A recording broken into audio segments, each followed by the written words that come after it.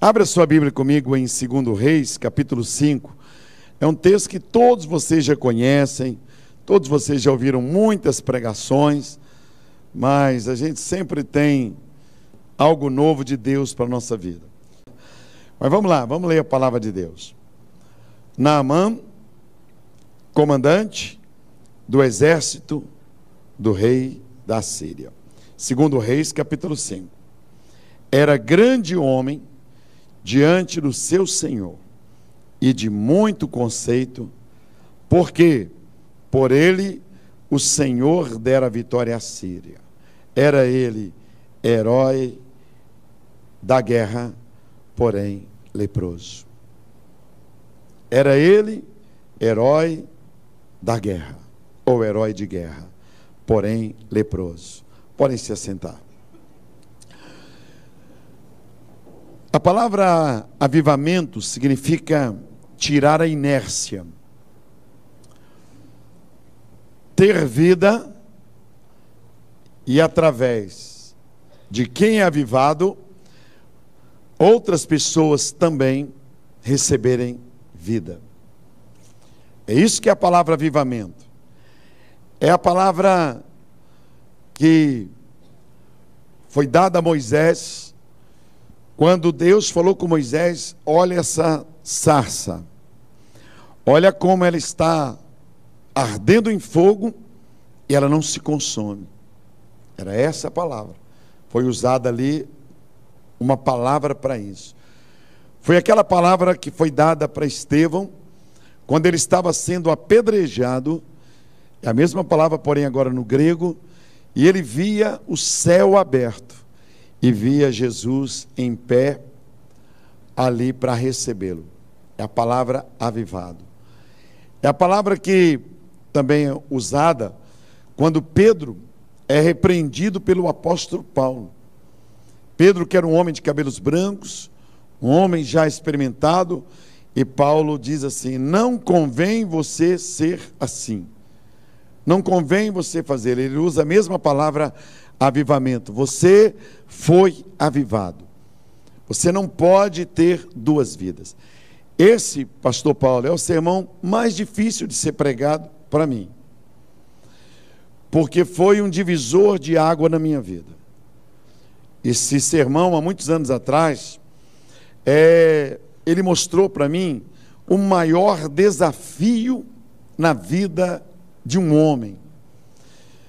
O maior desafio para um pastor, para um líder, para um chefe de família, é ele ter uma vida só. Ele ser a mesma pessoa em todos os ambientes. É o maior desafio que se possa apresentar.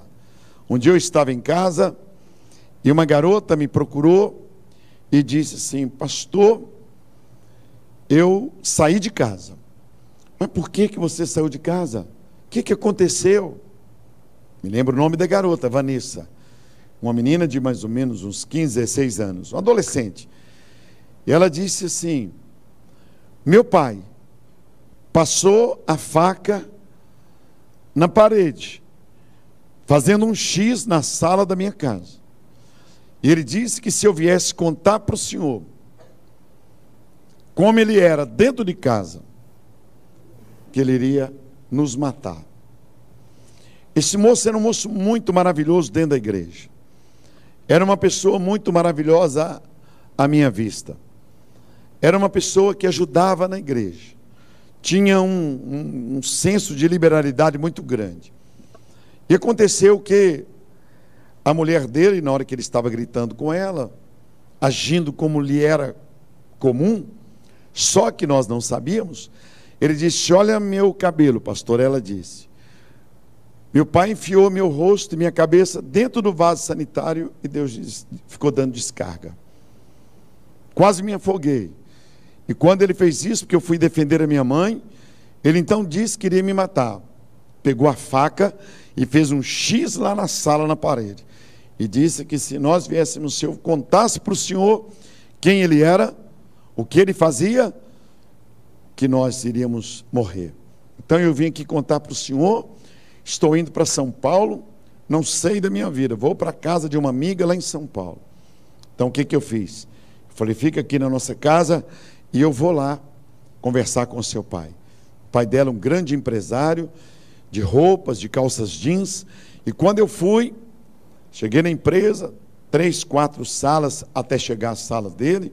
E quando anunciou que eu estava ali, um dia pela manhã, ele fala com o pastor Jorge para entrar. E eu entrei, quando eu entrei na sala dele, aquela sala ampla, grande, vendia jeans para o exterior, exportava e fazia tudo o que você puder pensar.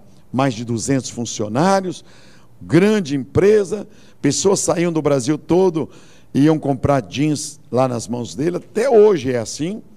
Ele então com fábrica de calça jeans, saias, etc. Aí ele diz, pastor Jorge, quero tomar um café com o senhor, traz. Eu falei, não, eu vim conversar com você.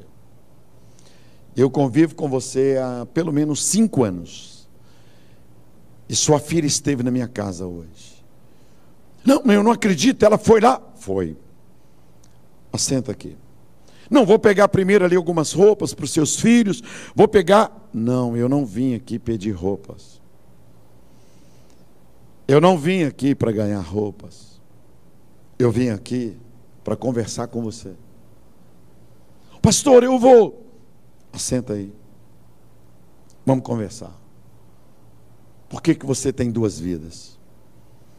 Por que você é uma pessoa na igreja e outra pessoa fora? Por que você é um herói na igreja e é um leproso dentro de casa? Conta para mim. O que é isso? Ele sentou. Eu disse, domingo, eu espero você lá na igreja no culto. E eu vou orar por você. Vou orar por seus 5 filhos. E nós vamos pedir a bênção sobre você, para você voltar a ser uma pessoa. Ele disse, pastor, nunca, jamais, eu nunca mais colocarei os pés na igreja. Eu falei, você que sabe. Se você quiser ter uma vida só, eu te espero na igreja. E no domingo, eu vou orar por você diante da igreja. E aí passaram-se 10 dias, 20 dias, 2 meses, passaram-se meses, e ele não foi. Passados esses meses, um domingo pela manhã, ele quis falar comigo. Pastor, preciso conversar com o senhor. O que foi? E aí ele disse, eu sempre pus o meu dinheiro acima de tudo. Eu realmente sou um péssimo marido. Depois que o senhor conversou comigo, por várias vezes eu acariciei um revólver, eu ia acabar com a minha vida. Meus filhos não me respeitam, a minha casa não é legal, sou um homem riquíssimo, mas eu não tenho paz. Ora por mim e por minha família hoje, diante da igreja. E eu orei por ele, sem contar nada, só fiz uma oração por ele. Ele passou a ter uma vida só. A coisa mais difícil para Naamã foi o que foi pedido a ele. Nós, ao analisarmos a posição dele, é muito fácil. Mas esse homem, ele era um herói. Ele não era um herói morto, ele era um herói vivo. No Brasil, só se reconhecem os heróis mortos. Os heróis, no Brasil, da noite para o dia, eles se tornam bandidos. Você está vendo todos os dias aí pela televisão. Mas Naamã era um herói. Ele era uma pessoa altamente respeitada. Só que os heróis não podem ter defeitos. Os heróis, eles não podem mostrar o lado frágil da vida deles. Os heróis não podem expor-se. Eu me lembro de uma pessoa, Roberto Carlos é considerado um herói. Foi o único brasileiro que ganhou um festival de San Remo, lá nos Estados Unidos, ganhou um festival representando o Brasil. É um herói, porque ninguém conseguiu isso. E ele tem uma perna mecânica.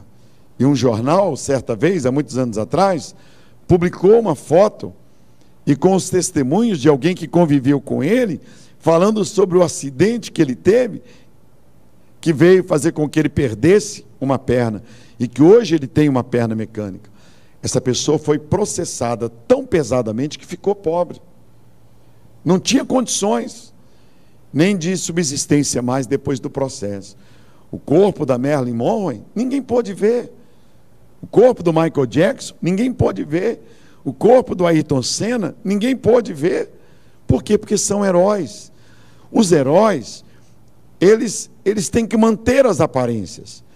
Os heróis, eles sobrevivem com aparência. E Naamã, ele tinha isso. Ele tinha esse problema da lepra. A lepra é uma doença, talvez você, lá onde é a fábrica Fiat, é a colônia de leprosos.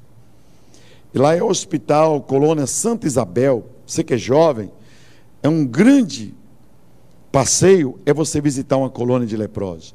O problema da lepra é que você não sabe que está leproso. A lepra, se alguém não falar com você que você está leproso, você não percebe, porque você não tem dor. A lepra, ela pode ser paralisada, ela não pode ser curada. O mal feito, feito está. Existem vários tipos de lepra.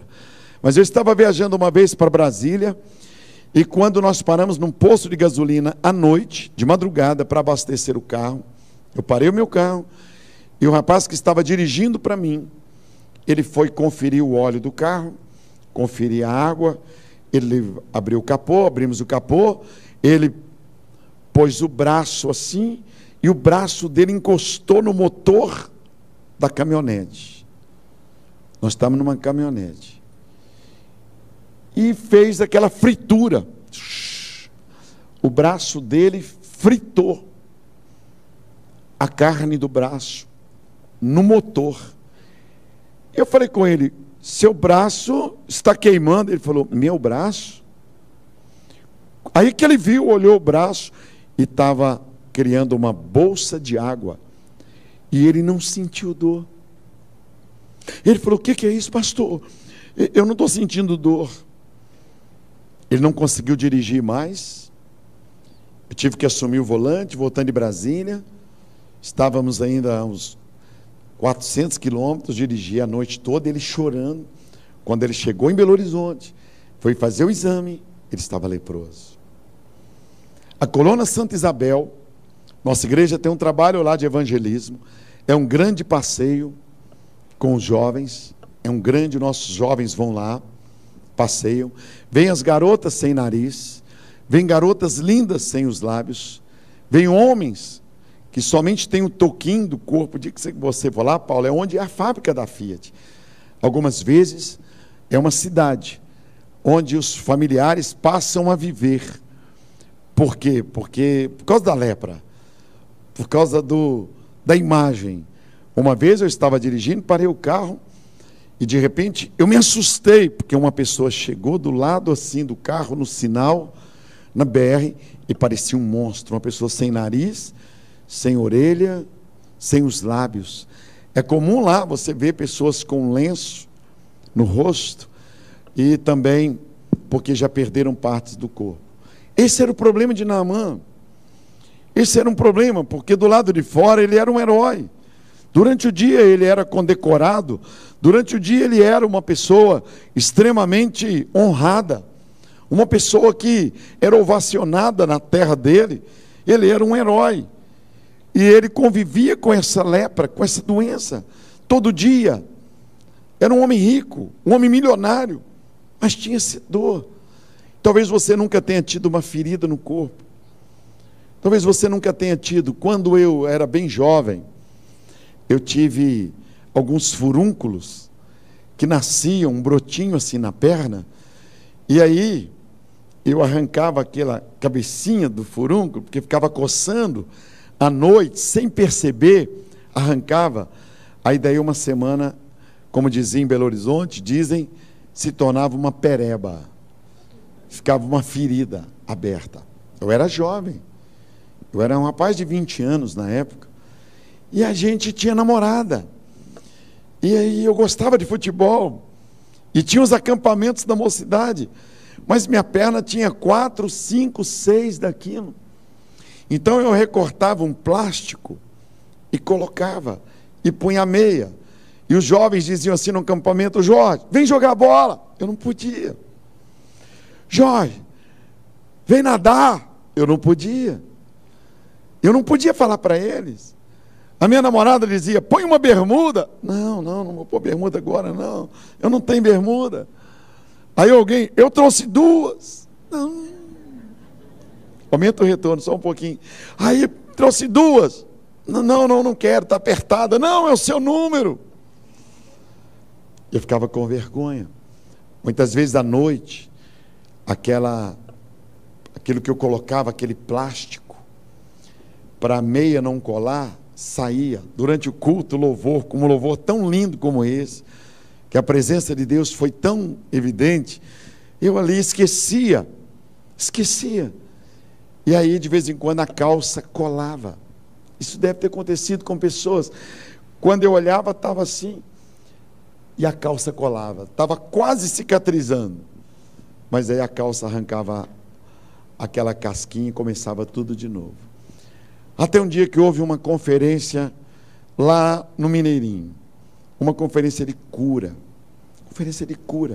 E o Mor Cerula estava pregando. Eu era jovem também, ele ia sempre em Belo Horizonte todo ano. E foi uma das primeiras experiências de cura, porque eu tinha duas maneiras de ser. Eu era uma pessoa do lado de fora, aparecia saudável, era alergia que eu tinha de poeira. Como sobreviver num país com tantas ruas produzindo poeira?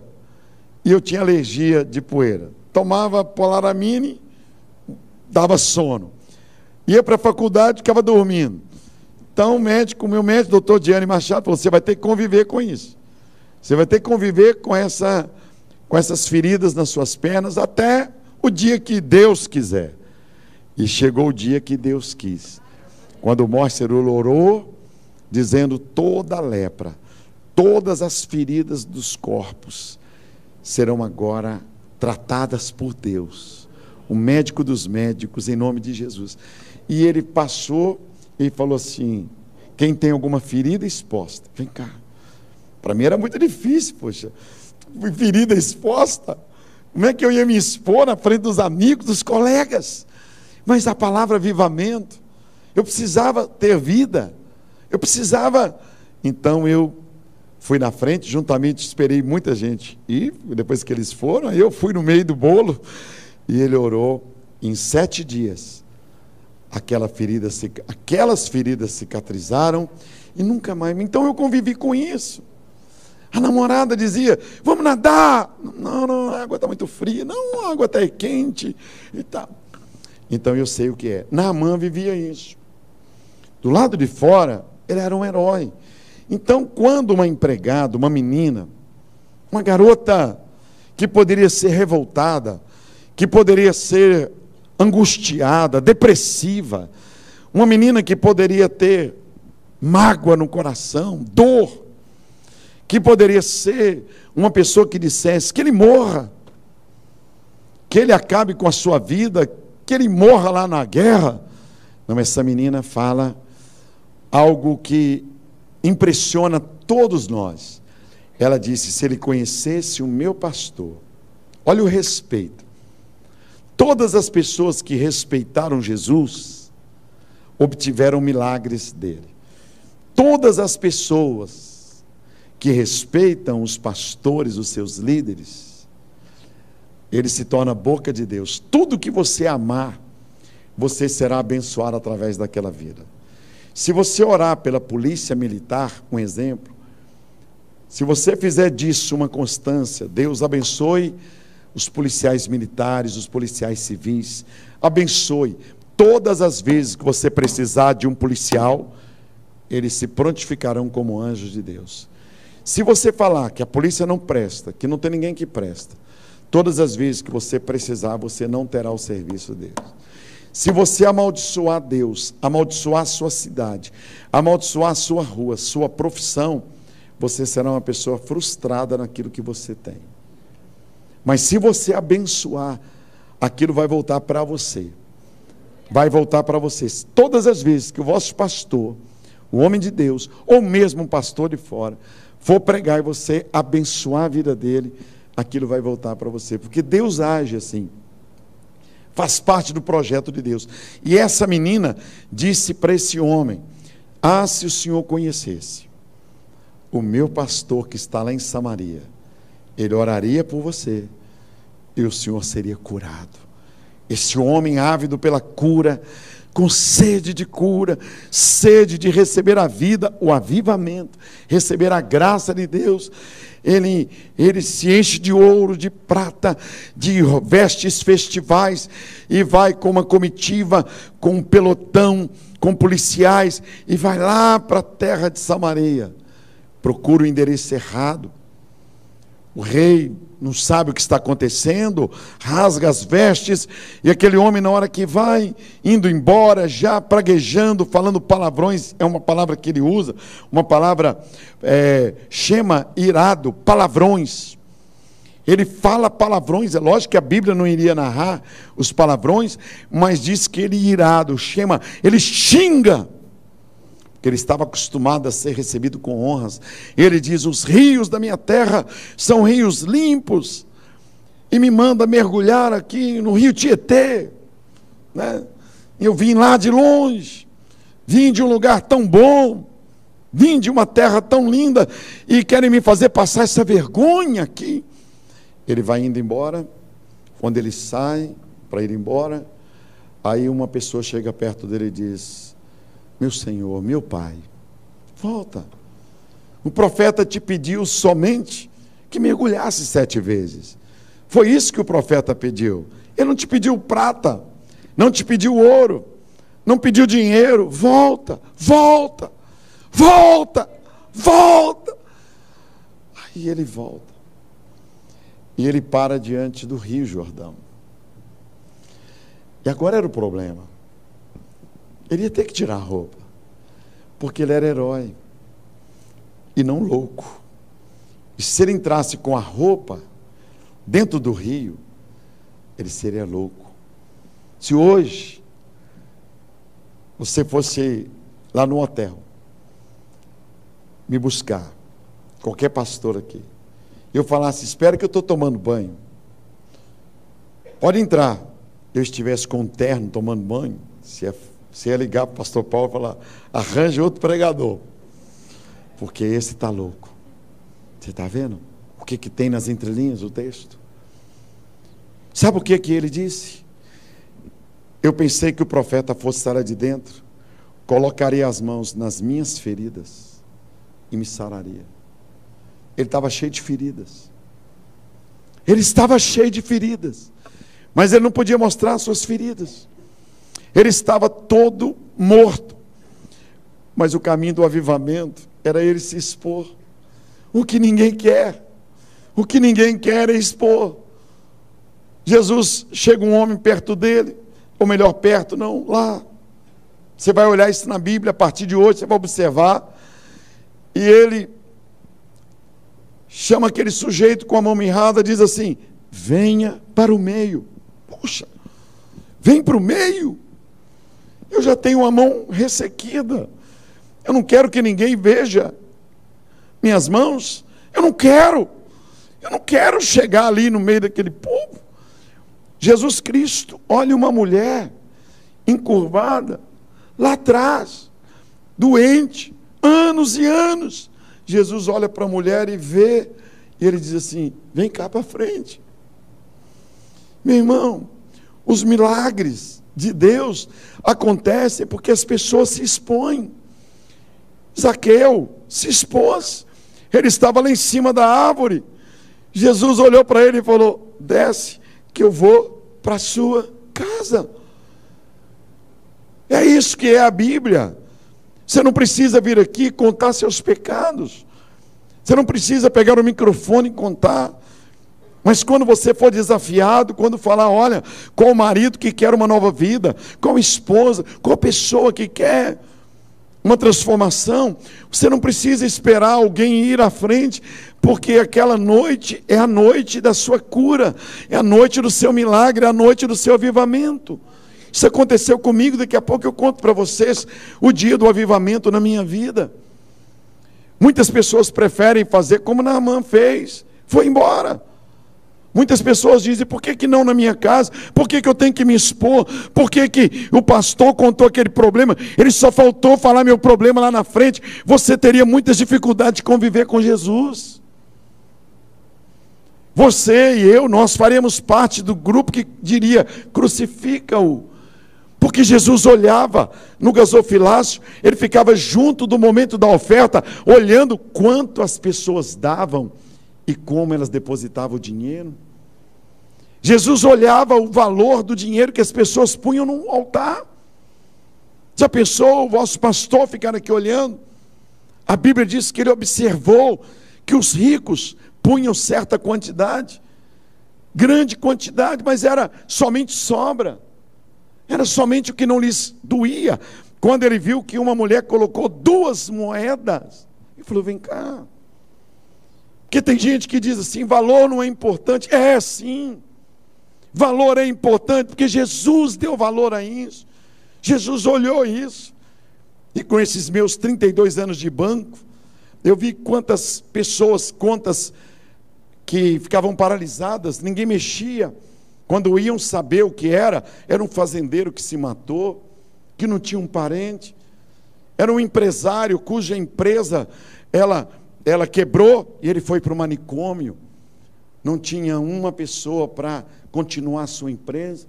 Aí quando a Caixa Econômica ia buscar, o sujeito estava no manicômio já 3, 4 anos, e uma conta paralisada.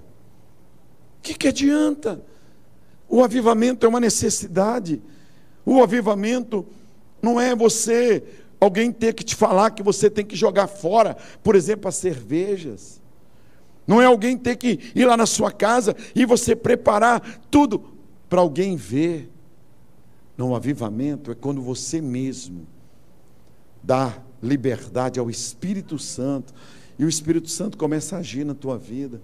O Espírito Santo começa a tomar você, e você entende que você pode enganar os homens, mas não pode enganar a Deus. Aí ele volta, para na borda do rio, na margem do rio. Quantas vezes a gente para na margem desse rio? Se você for comigo em Israel, uma das coisas que nós fazemos são os 7 mergulhos ali. A gente mergulha 7 vezes, e é muito legal, porque a gente chora, a gente clama a Deus. Deus sabe a nossa limitação, Deus sabe como nós somos. Eu fui uma vez em Brasília, estava numa casa, me disseram: pastor, o senhor vai ficar hospedado numa casa. E eu fiquei naquela casa, e eu vi aquele casal no maior amor, mozinho para lá, mozinho para cá, beijinho para lá, beijinho para cá. 3 dias, eu falei: quando eu voltar para Belo Horizonte, eu quero ser melhor marido. Que casal maravilhoso, que coisa bonita, que coisa linda esse casal. Na última noite, 11 horas da noite, 11h30, na hora de jantar, no outro dia eu iria embora. Tinha passado 2 noites e agora seria a 3ª noite. Aí nós estávamos na mesa, eu tomando um sorvete, pus um sorvete, assim, umas bolinhas de sorvete de morango, chocolate, joguei uma Coca-Cola em cima, estava assim olhando, vaca preta, olhando assim. Peguei um pêssego, joguei ali dentro, estava ali alegre por tudo que tinha acontecido. Quase meia-noite, aí a mulher conversando ali, eu lembro que ela levantou, foi à cozinha, o marido falou assim: mozinho, traz isso. Ela respondeu lá da cozinha assim: Eu falei: que coisa bonita. Eu estava ali tomando sorvete assim, mexendo, fazendo assim, meia-noite, cansado, fazendo a minha vaca preta. Aí de repente ela fala assim: ô pastor Jorge, foi Deus que mandou o senhor ficar aqui na nossa casa. Quando o pastor pediu para nós hospedarmos o Senhor, o meu marido me fez uma proposta, que nós iríamos parecer o casal mais feliz, porque ele é líder lá na igreja. Mas eu não estou aguentando, pastor, eu não estou aguentando, o senhor vai embora amanhã. Tem 3 meses que ele não dorme na cama. Aí eu estava olhando assim, para o copo, para minha...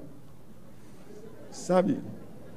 Eu estava viajando, como esses jovens dizem, na maionese. Eu estava pensando como que eu iria voltar melhor marido, como que eu iria...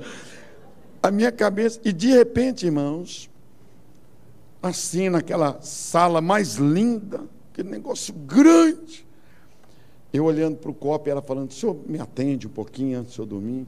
Aí escutei assim, pá, aquele tapa. O copo caiu e eu falei: meu Deus, eu acordei. Aquele foi bom porque eu acordei. E falei: o que está acontecendo? Aí ele levantou, falou: pastor, essa mulher é uma ingrata. Eu dou a ela carro do ano, eu dou a ela tudo que ela pede. Ela falou: mas você não me dá o principal, que é o amor, que é o respeito. Você não me respeita. Você pensa que o dinheiro compra tudo. E o casal começou, e eu chamei lá o Carlão, e eu fiquei, eu sei que eu não sabia. Eu falei: Deus, eu vou continuar como eu estou, porque está melhor do que essa turma aqui. Isso aqui era uma farsa. Isso aqui era uma farsa, Deus. Deus, não me deixe ser assim. Enquanto eu ministrava a eles, meu coração quebrava. Eu chorava por dentro. Eu dizia: Deus, como eles me enganaram, como eu não pude perceber, Deus. E eu pude ajudar aquele casal durante um ano. Levei eles para Belo Horizonte. Alguns finais de semana eles foram, tinham condições, e a vida deles mudou. Mandei que eles chamassem o pastor, rasgassem o coração. Eles já precisavam de remédio,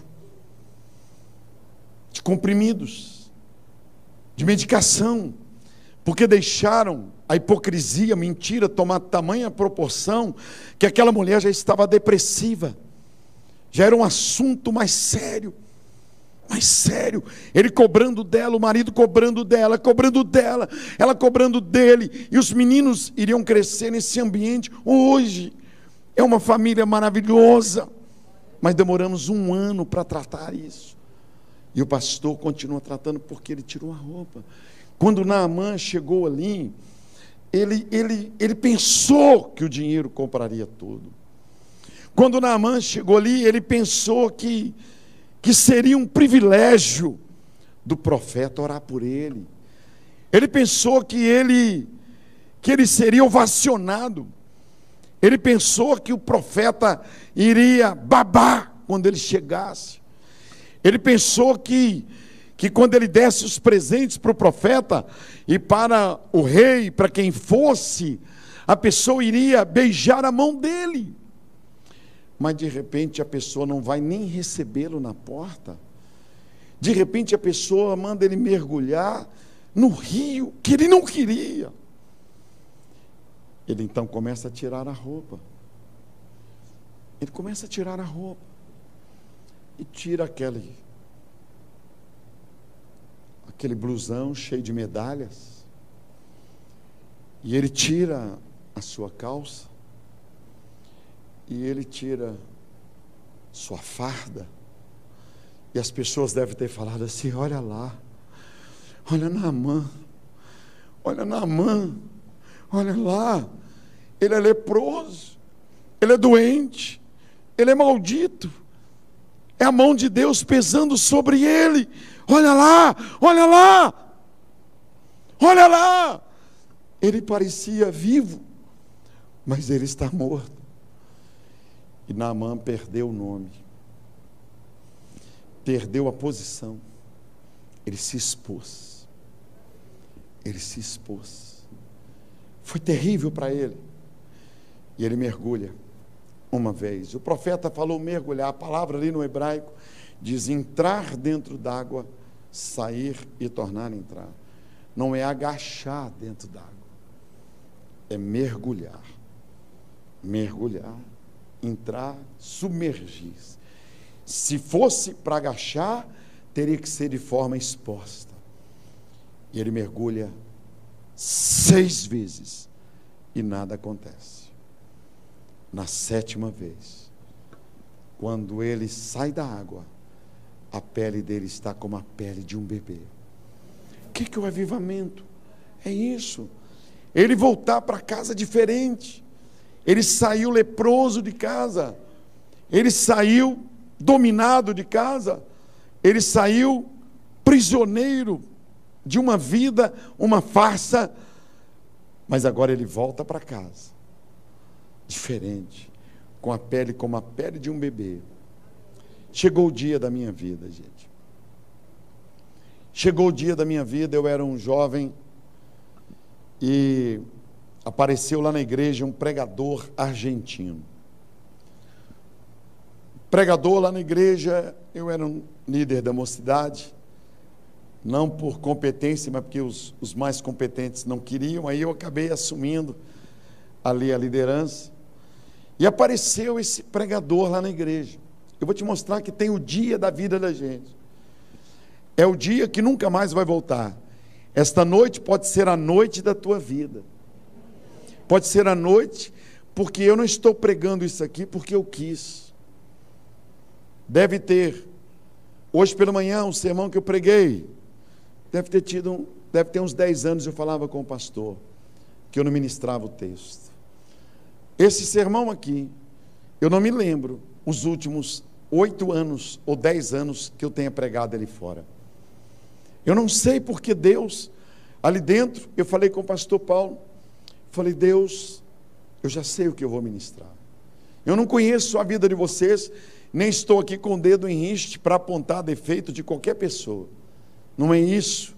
O texto não é esse. Deus não queria humilhar Naamã.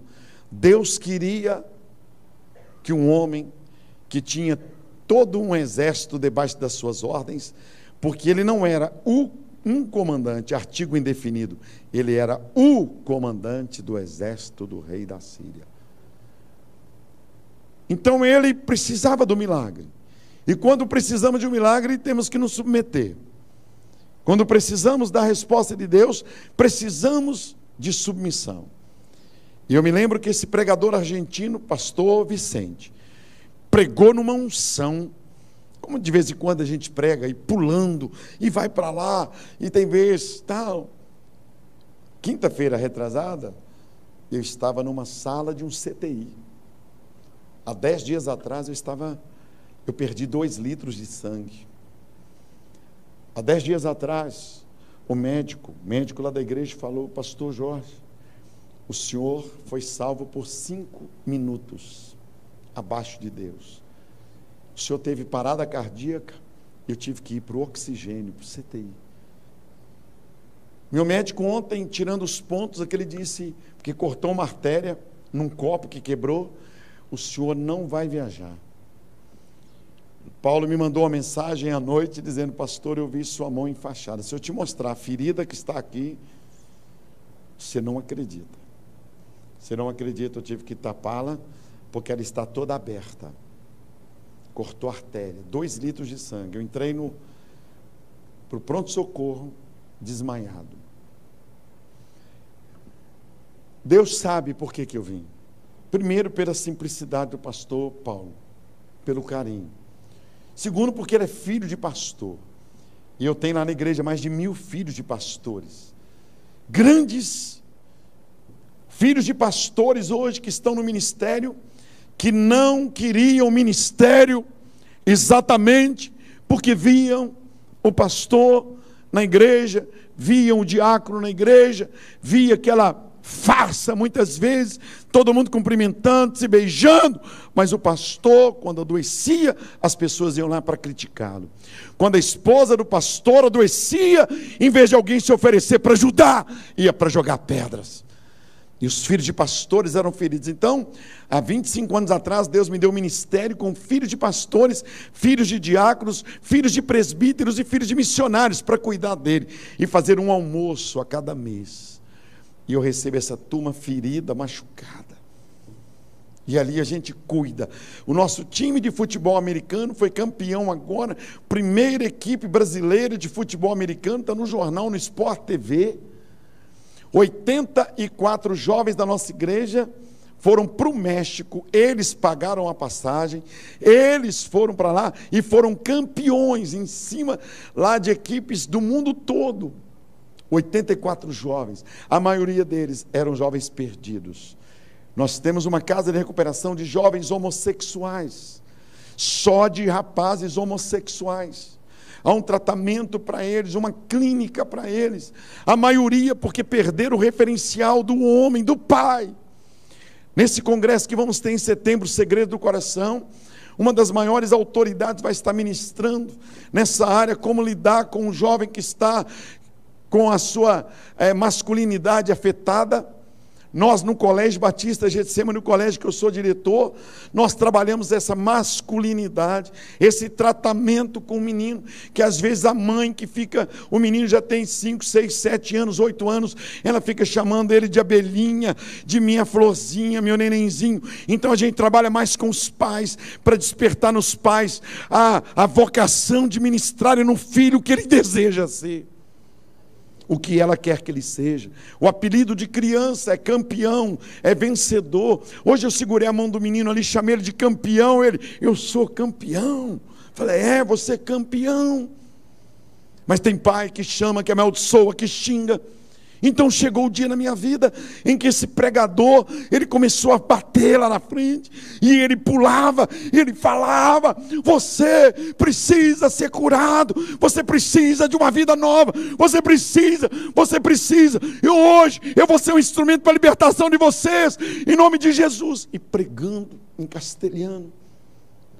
Você precisa de uma transformação, e pai, fala. E eu estava assim no primeiro banco, igual você está.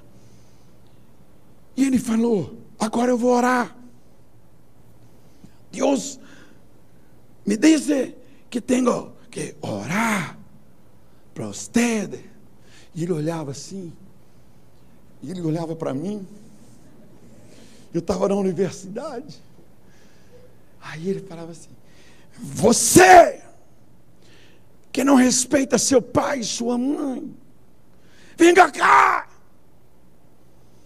Você que é um marido borrachudo, bêbado, que não tem coragem de jogar 1 litro de uísque fora, bandido, safado, hipócrita, venha cá, honra sua calça. E a igreja, todo mundo, mulher, rapariga, bandida, que não cozinha direito, é muito ruim de tudo, que não arruma cabelo, mulher que não gosta de banho, venga cá, eu quero estar aqui de joelho. Quem estava com a perna aberta foi fechando, e foi fechando, e não tinha um aleluia, e não tinha um glória a Deus. Sumiram os músicos todos. E ele vira e diz assim, homossexuais, bandidos, ladrões de dinheiro da mãe. E falando, quem cola na escola, somente ele assina trabalho. Aí ele me acertou. Ele me pegou. Algumas coisas me pegou. Venha cá, agora! E eu estava no primeiro banco e eu fui. E fiquei em pé perto dele. E ele continuou. Só tem esse homossexual? Só tem esse borrachudo? Solamente esse rouba dinheiro de mamãe? Bandido, olha para mim, jovem. Só ele que não presta. Preguiçoso estou. Eu falei, Jesus, nunca mais eu ponho o pé nessa igreja. Eu estou falando aqui diante do Senhor Jesus. Ele acabou comigo. Aí ele disse assim, ajoelha. Ajoelha, jovem, só tem você, borrachudo, bandido. Eu ajoelhei, falei assim, cadê o Roberto, pô? Aquele safado, ele me paga. Eu tentava olhar assim para meus colegas, né? E ele falou assim comigo, diante da igreja. Ele falou, ninguém estende as mãos. Ninguém! E ele foi, desceu assim da plataforma e falou, Deus, ajuda esse moço a ter uma vida só. Ser a mesma pessoa em todos os ambientes. E me mandou voltar. Eu achei que ele ia encher a bola, falar que é corajoso. Não, volta para lá e não faça porcaria que está fazendo. Voltei. O culto terminou. Todo mundo foi para lá e eu fui de um banheiro assim, entrei para o banheiro. Fiquei lá. Fiquei lá, quando eu saí do culto, já todo mundo tinha ido embora. Um amigo meu falou assim, você está mal, hein? Eu falei, acabou minha reputação. Tá bom? Não voltei na igreja. Já estou encerrando aqui, nós já vamos orar. No outro dia eu tinha a responsabilidade da abertura numa reunião. Mas o meu senso de responsabilidade foi maior do que minha vergonha. Porque eu era o que dava abertura na reunião. Aí eu fui. Eu fui na reunião. Quando eu estava sentado lá, só para começar a reunião, uma senhora chega perto de mim, a avó Sinhá, a mulher mais santa da igreja. A mulher do cabelinho branco, um coquezinho, que uma vez na ceia ela falou, estou vendo a mão do Senhor, estou vendo o Espírito Santo descer no suco de uva. Todo mundo chorou, todo mundo queria arranjar namorado. Era a avó Sinhá que orava. Aqui deve ter uma pessoa assim, uma avó Sinhá aqui, aquela mulher, todo mundo, vamos fazer vestibular, ora por mim, vou viajar, ora por mim. Aquela mulher mais santa, a avó Sinhá me segura a mão, eu sentado assim, arrasado, meia hora antes do culto, e falou, seu Jorge, eu falei, o que foi, vó Sinhá? E ela começou a beijar minha mão, como alguns fizeram aqui hoje. Isso me emociona, tanto que eu beijo a mão da pessoa na minha mão. Ela começou a beijar e falou, seu Jorge, você me conhece, né, Jorginho? Conheço. Ela falou, eu tinha que ir lá na frente, porque eu tenho dinheiro no colchão. Eu já provoquei brigas entre meus filhos. E quando o pastor chamou, melhor dizendo, eu fiquei com vergonha, porque todo mundo pensa, ela me contando, me abraçando. E você foi corajoso. Põe a mão na minha cabeça aqui, Jorge. Eu falei, meu Deus, se a avó Sinhá está assim. Se a avó Sinhá está assim, que irão os outros, meu Deus. Abaixei a avó Sinhá, fiz uma oração por ela. Nisso estava com vergonha. Falei, poxa, eu acho que a única pessoa que pôs a mão na cabeça da avó Sinhá antes dela morrer. Deus abençoe e liberta a avó Sinhá. Não passava ninguém para o pessoal ver, eu queria que alguém visse eu orando por ela, ninguém. E aí os meus colegas, quando eu dei abertura na reunião, Jorge, poxa, o cara pegou firme, hein? Parabéns. Sabe o que aconteceu? Eu me tornei pastor da igreja. Eu me tornei o pastor da mocidade, o pastor da igreja.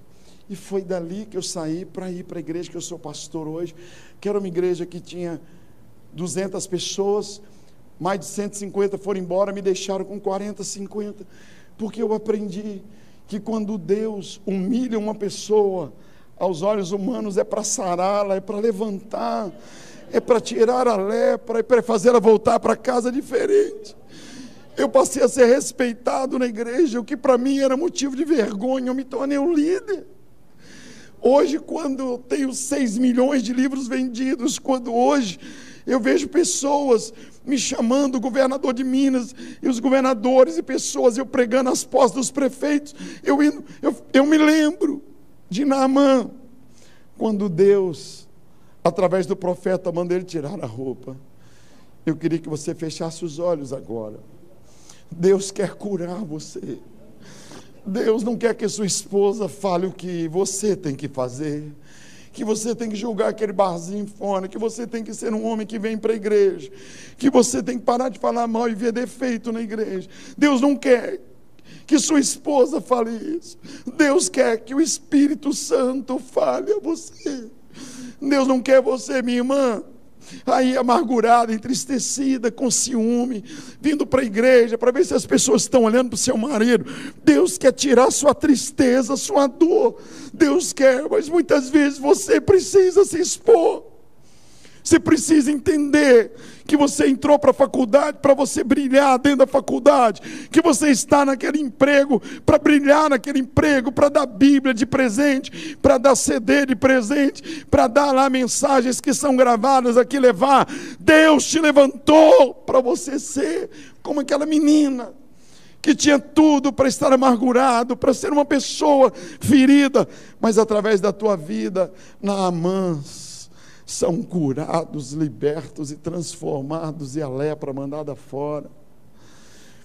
Você precisa nessa noite dizer: Senhor, aviva a minha vida. Eu quero ter prazer em ler a Bíblia, eu quero ler a Tua Palavra, eu quero de manhã ler pelo menos um versículo da Tua Palavra. Antes, à noite, eu quero deitar, Senhor, ensina-me a confiar no Senhor. Você pegar aqueles CDs todos de músicas mundanas, que você ama, que você gosta, mas jogar aquilo fora. Você precisa dizer assim: Deus, o Senhor falou comigo. Eu mergulhei nas águas do Rio Jordão. As águas do Rio Jordão hoje são representadas pelo sangue de Jesus. O sangue de Jesus tem poder. Eu não vou pedir ninguém para vir aqui à frente. Eu não faço isso. Não preciso fazer isso. Isso é entre você e Deus. Observe que o tratamento de Naamã foi para ser público. O tratamento com Zaqueu foi público. Quando ele enfiou a mão no bolso e disse: eu vou consertar minha vida. Eu vou distribuir a metade do que eu tenho entre os pobres. Eu vou consertar. Se alguém eu defraudei, eu vou cumprir a lei. Eu vou restituir 4 vezes mais. Sabe o que acontece comigo e com você aqui nessa noite? Essa palavra avivamento tem que te incomodar. Olha a presença de Deus aqui. Olha a presença de Deus. Daqui a pouquinho você vai embora. 1 minuto. Fale com Deus.